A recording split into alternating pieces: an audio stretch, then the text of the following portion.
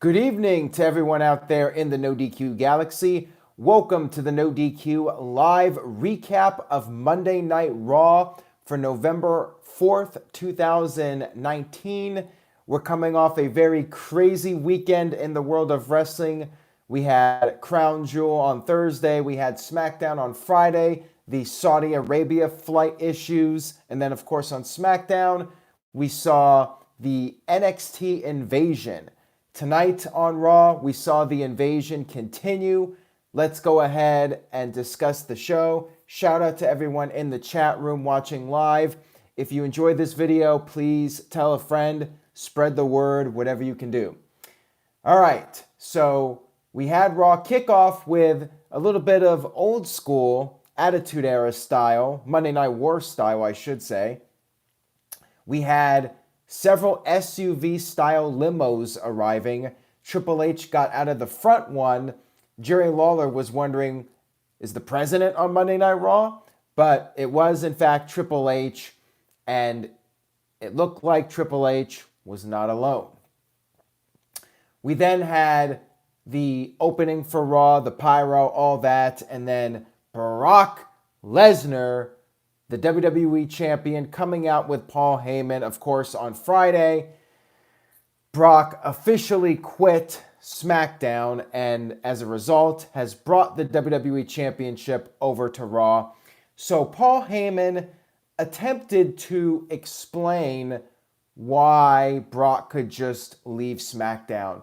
Heyman stated that Brock Lesnar, the conqueror of Cain Velasquez, has a no-cut contract, which means Brock Lesnar can switch brands. He can do whatever he wants. He's special. He's different. He's entitled. He's better than each and every fan in the arena. And he's better than all the, and I quote, bitches in the back.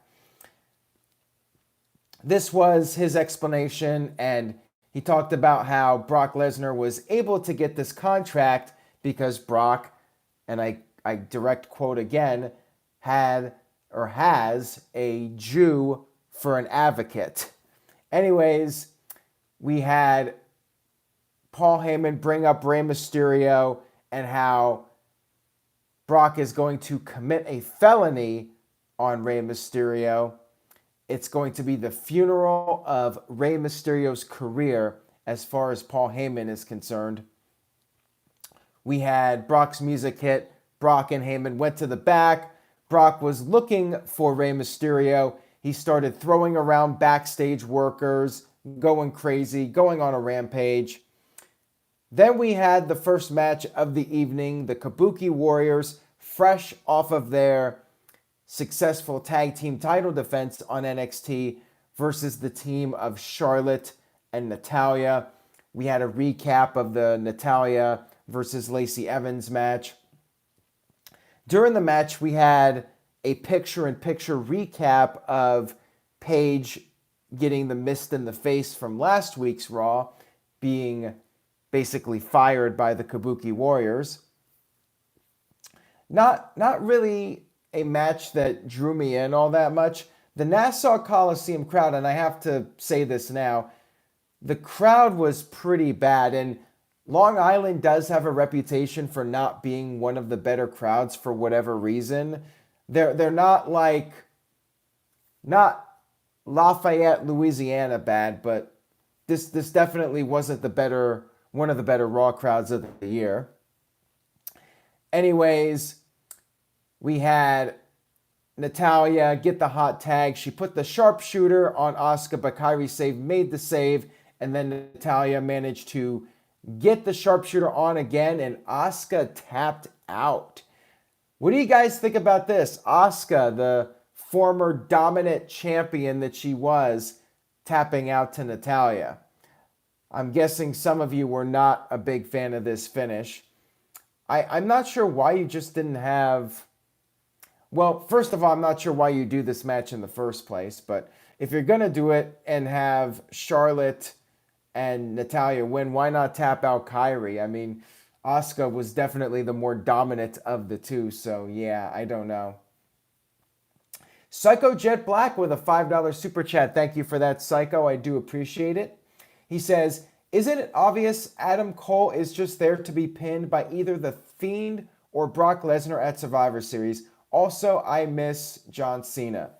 Well, Psycho Jet Black, you missed it, but Brock Lesnar will not be facing Bray Wyatt at Survivor Series, so you don't have to worry about that. However, that rule could apply to some of the other matches where it's clear one of those three is going to be there to be putting over the other person or somebody. But I will talk about that more in a few minutes here and what's going on with Brock Lesnar at Survivor Series. And actually, I'll be talking about that right now. So yeah, no Fiend versus Brock Lesnar at Survivor Series. I know a lot of people wanted to see that match, but my guess is that WWE does not want to have either guy get beaten at this stage of the game, so they're just not going to do that match. We had Brock Lesnar come back out. Paul Heyman was talking to the announcers. He wanted to know, where is Rey Mysterio? And then Paul Heyman had a very savage comment.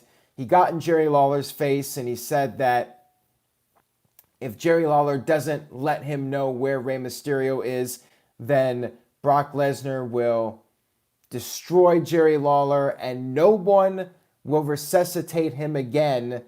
And Paul Heyman's exact quote here was, he said, no one will resuscitate you again when you die on the air again. Ouch. That was a harsh comment there. And then Dio Madden proceeded to have enough of this. He got in Brock Lesnar's face.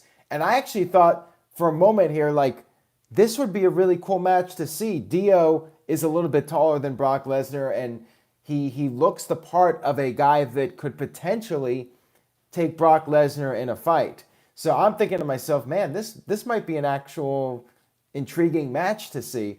But then, of course, because Dio's just an announcer, he quickly gotten beat up by Brock Lesnar. He got F5'd through the announce table. And then all of a sudden, babyface Rey Mysterio comes from behind with a baseball bat.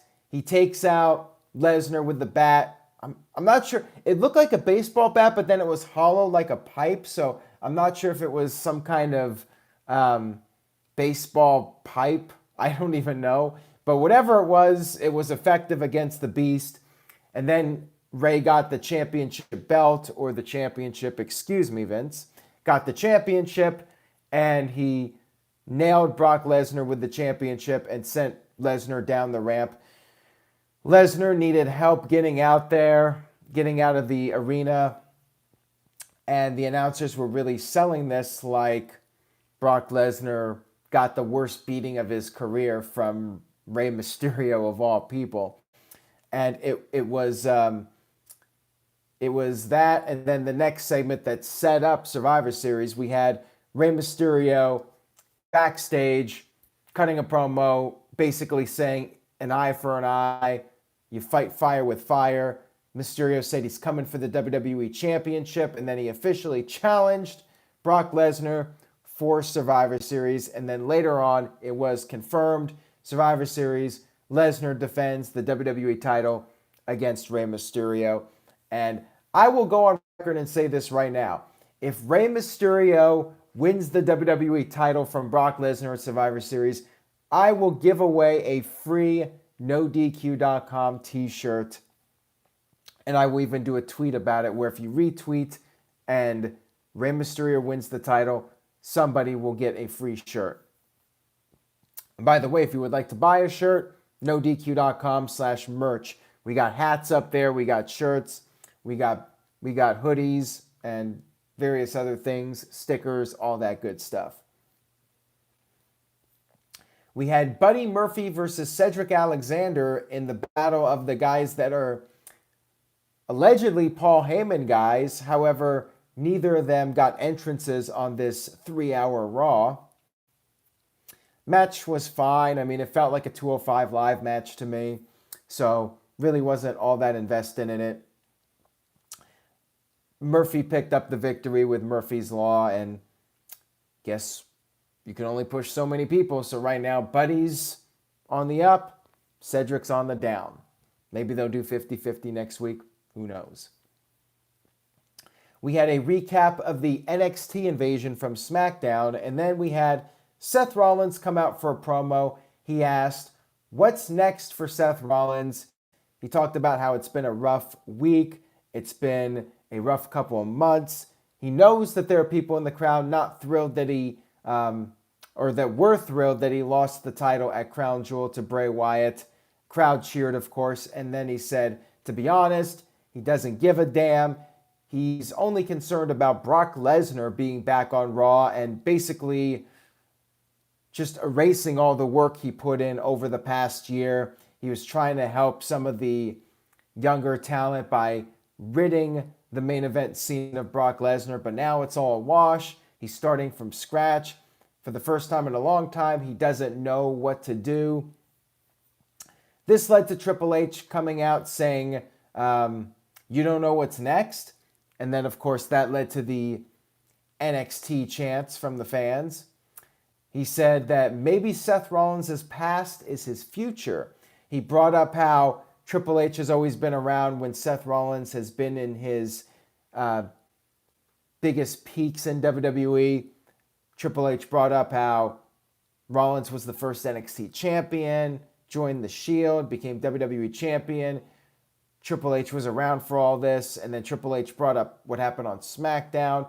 Rollins countered by saying that the NXT guys came in when pretty much the entire SmackDown roster was not there. Triple H responded by saying, well, it was Adam Cole versus Daniel Bryan one-on-one, and Adam Cole beat Bryan clean in the ring, and a statement was made. NXT is on fire. And what's NXT going to do next? But more importantly, Triple H wanted to know, what is Seth Rollins going to do next? Triple H said he wants to know said he knows how to make Rollins great. And then Triple H said the old classic line, you're either with me or you're against me. And that led to Undisputed Era coming out. Then we had the OC come out. Undisputed Era started to take off. And then we had Dominic D and Damian Priest jump the OC. Undisputed Era went after the OC. And then we had the Raw locker room, or should I say guys like Zack Ryder, and I guess Rowan was out there so he can be considered a force. But it was just funny to see Zack Ryder and Kurt Hawkins leading the pack, and you have the Undisputed Era taking off.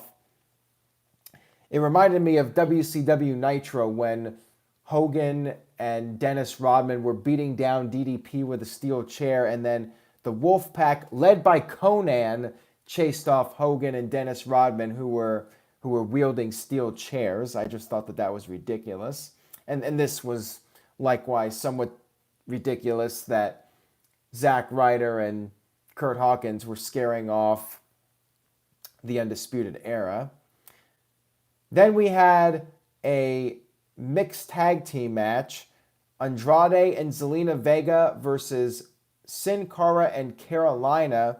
I'm not sure if her name is Carolina or Catalina, because Vic Joseph kept calling her Catalina, but the graphics said Carolina. So I don't know what her name is, and I don't even know if WWE really cares, because she's 0-2 now in matches. I mean, this is not really the way you build up a new star, by having her lose all of her starting matches.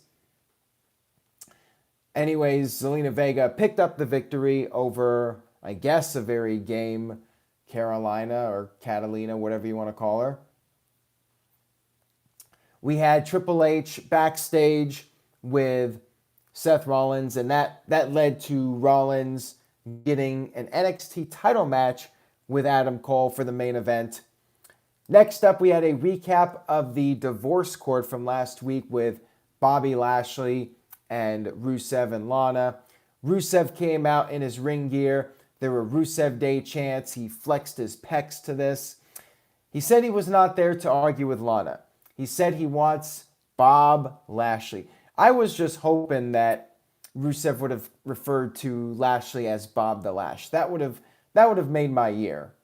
That would have been amazing. But anyways, Rusev said that that Lashley can have Lana. She's all yours, but your ass is mine. And that led to Lashley coming out on crutches.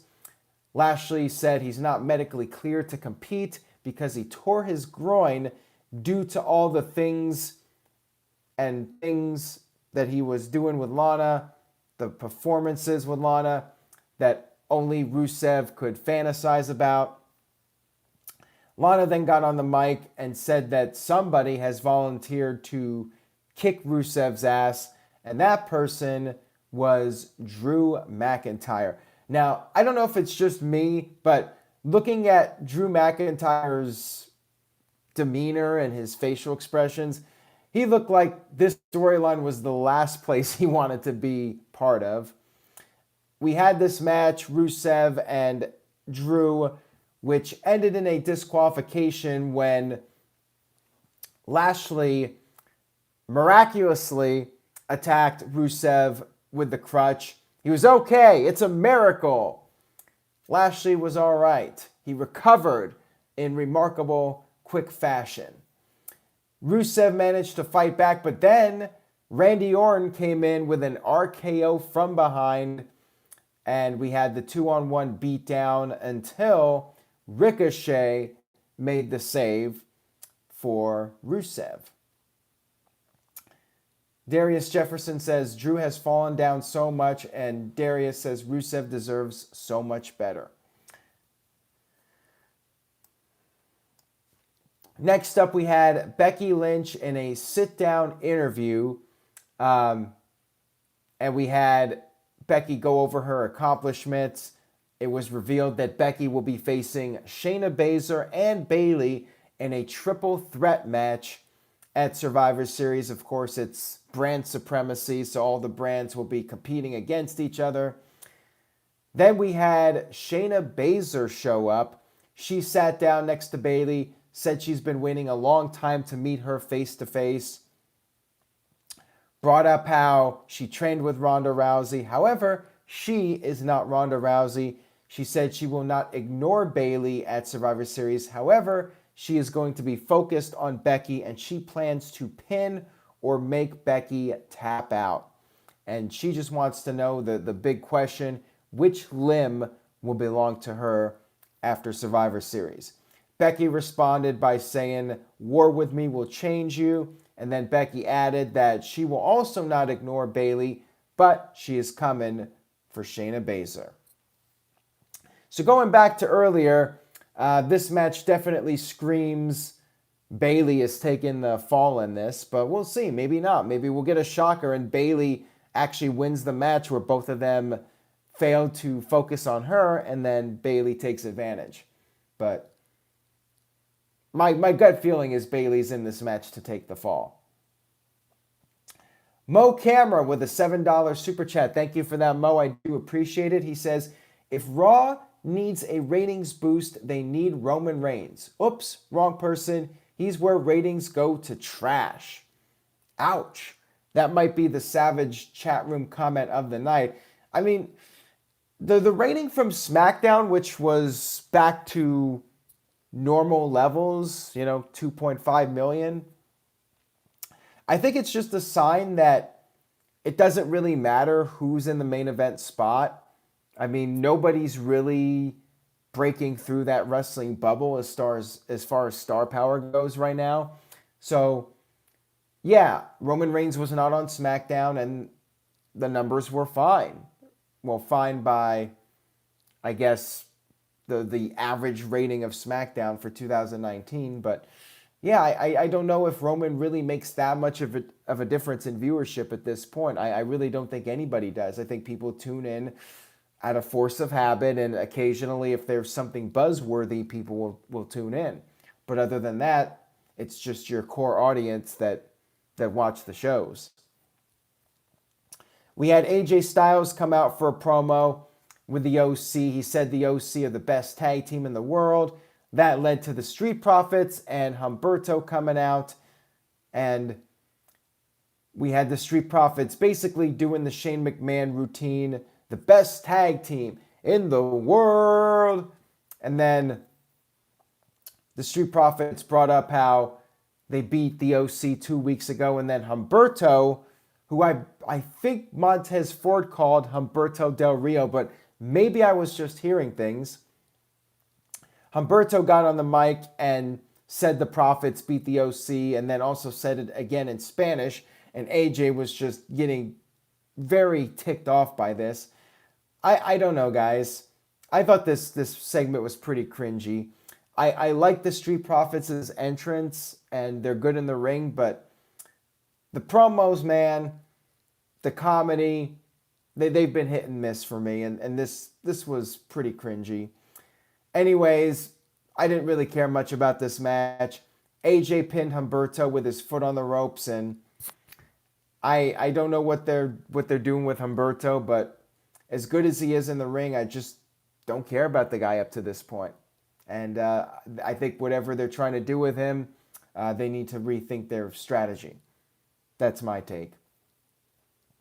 We had an Adam Cole video package to set up the main event, which good idea for, the 1.5 million viewers that probably have no idea who he is.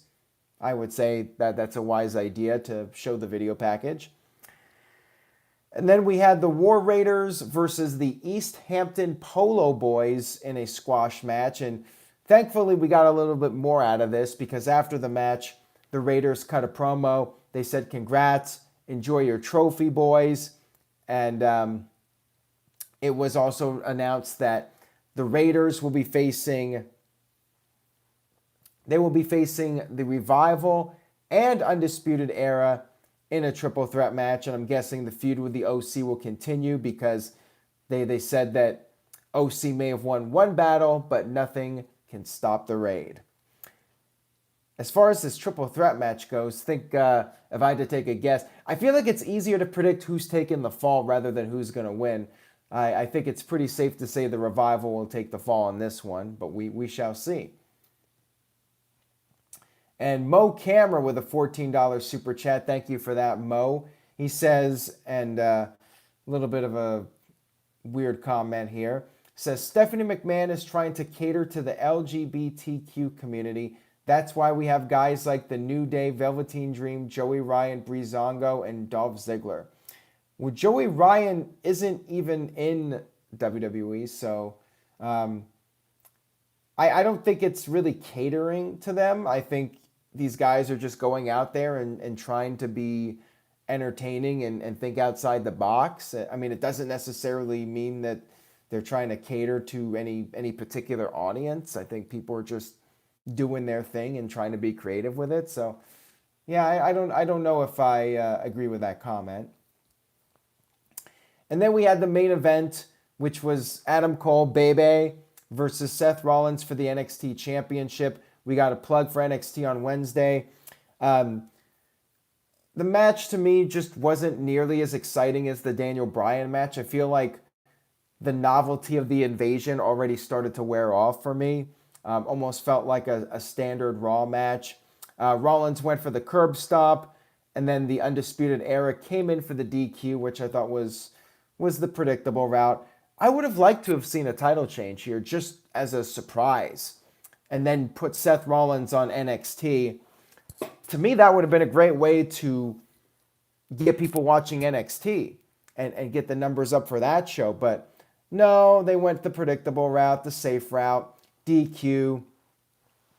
Team Raw made the save, and then more NXT guys came out, and we had a brawl, crowd chanted NXT. And by the way, I have to wonder how Vince is feeling about these NXT chants on Raw. Even though NXT is WWE, it's still the third brand. It's Triple H's baby. You have to wonder if Vince's ego is just not accepting the fact that people are chanting NXT over the Monday Night Raw superstars, the A-show superstars. And part of me wonders if NXT is as silly as this sounds, because again, it's also WWE, if NXT is going to get destroyed at Survivor Series and Vince is going to try to bury NXT to put over Raw and SmackDown, and he's not going to let this third brand go over his core guys. So yeah, I'm very curious to see how this all plays out at Survivor Series. We had a big brawl. kind of felt manufactured, didn't feel like a real brawl. And I mean, obviously it's all choreographed and scripted, but to me, it felt very forced. The brawl just didn't feel like things were really out of control. It felt like we're scripting a brawl. Ricochet did his dive, of course, everybody in place to catch him. And then Keith Lee did a dive onto everybody to end the show. And that was Monday Night Raw. And there were some things I really liked on this show. I thought the Brock Lesnar angle was great with Rey Mysterio, even though I'm not buying for a second that Rey's going to beat him. But I thought it was a good angle. The game is on 100 with a $5 super chat. Thank you for that. I really do appreciate it. He says, so will we get another typical Lesnar versus small guy at Survivor Series, just like AJ and Bryan in the past? Wouldn't surprise me, the same match architect. I think that it's going to be, Rey Mysterio flying around and he'll get some moves on Brock, but probably will be a 5-minute match tops and Brock will win. Like I said, if Rey wins the title, somebody's going to get a free NoDQ.com t-shirt. All right, so yeah, I did enjoy some things on the show, but I got to say, like, especially in the third hour, it still dragged for me. And the feeling that anything could happen that we had on Friday with SmackDown, I just wasn't feeling it. Like, the storyline is already starting to feel flat for me, and I felt like they kind of went the predictable route with a lot of stuff. I thought Triple H's promo was really good with Seth Rollins, but again, I would have liked to have seen Rollins win the title just to shake things up and give us a reason to tune in on Wednesday. Like, yeah, maybe somebody from Raw is going to show up, but man, if Rollins won the title, like, I'd be more interested in watching NXT than AEW. So, I wasn't really a fan of how the execution of this follow-up was to Friday. But, I mean, I'm not really surprised. I mean, I was not expecting WWE to keep it as hot as it was on Friday. Hopefully it doesn't, like, completely cool off by the pay-per-view. I mean, that would really suck. But, yeah, overall, I thought it was a fairly good show, but not nearly as good as last week. So my letter grade hovers between a B- and a C+. I'll be a little generous and say B-. If it was a 2-hour show, it would be closer to a B, but I felt like it still dragged at times, so you got to go with a B-. The game is on 100, gives it a C+. Tic Tat Tat with a B-. The People's WWE channel with a B. Media One Software with a D. Michael Wayne with a C+. JSpin 401 with a B. Mr. Anderson with a B. Dr. Scorpio with a C. Mike B with a C. Colin Andrew with a C. And CC Drink with a C+. And Darren with a B. Kev Dog with a B-. So lots of B's and C's. Mixed bag here. Caitlin gives it a B-. I'm just hoping WWE can shake things up more. But yeah, as of this moment, I'm still way more interested in AEW than NXT. Yeah, maybe we'll see somebody run in, but just tonight, I felt they could have done more to build up NXT at least and get people tuning in. I think Rollins winning the title. He could have lost it right back. He could have done a rematch on NXT and have Cole win the title back. Just to get some buzz going and keep the momentum going. So yeah, that's my take on Raw. And I did want to mention to you guys the NoDQ.com year-end awards. The first poll will be going up tomorrow. Myself and Jeff Meacham will be doing videos to go along with the polls. So tomorrow, Tuesday, you'll be able to vote for Superstar of the Year. So check that out, NoDQ.com. And stay tuned to NoDQ.com. It's been a crazy week, a lot of news. We got AEW Full Gear. I'll be back on Wednesday for a live stream, Friday for SmackDown, and then Saturday night we will have another live stream to recap AEW Full Gear. So it's going to be another very busy week here on the site. Thank you guys for tuning in. I appreciate your viewership and support, and I will see you all next time.